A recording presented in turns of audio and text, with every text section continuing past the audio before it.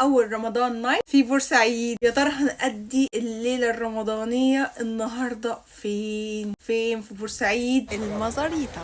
يلا بينا نبدا اول رمضان نايت في بورسعيد مع خيمه المزاريطه في شارع خيمة المزاريطة هي خيمة أشهر كابل في بورسعيد، سميحة وفيجو. الخيمة موجودة في شارع دسوقي مدخل قاعة المريال الجديدة في بورسعيد. دخلنا الخيمة وأجواء رمضان في كل حتة في الخيمة. كمان الخيمة غالب عليها الطابع الريف المصري، يعني أنا حسيت إن أنا هقضي ليلة رمضانية في الريف المصري مش في بورسعيد خالص. كمان قعدة الخيمة هي قعدة عربي، فالتجربة متحمسة ليها جدا والتجربة مختلفة تماما. وهنا سميحة صاحبة الخيمة وزعت على الناس كلها ورق الطنبلة عشان نبدأ نلعب الطنبلة سوا مع أجواء رمضان، فتبقى سهرة حلوة قوي. وهنا بحاول إن أنا أكسب أي حاجة وأجمع أي حاجة، وللأسف يا جماعة ما كسبتش أي حاجة خالص. بعد ما خلصنا الطنبلة على الساعة 2:30 بدأ السحور ينزل.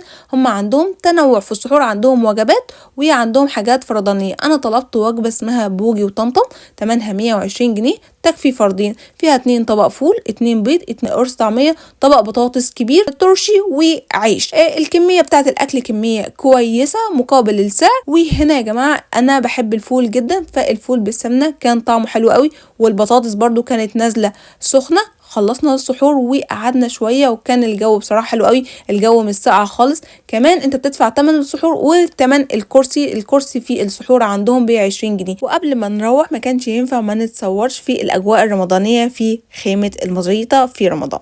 ودي تجربتنا النهارده مع المزاريطه تنت او خيمه المزاريطه تبع سميحه. بجد كانت حلوه قوي، تجربه جامده قوي. كده نكون خلصنا اول رمضان نايت في بورسعيد في خيمه المزاريطه. استنونا ان شاء الله في نايت جديده وخيمه جديده مع عروض المصري في بورسعيد. يلا باي.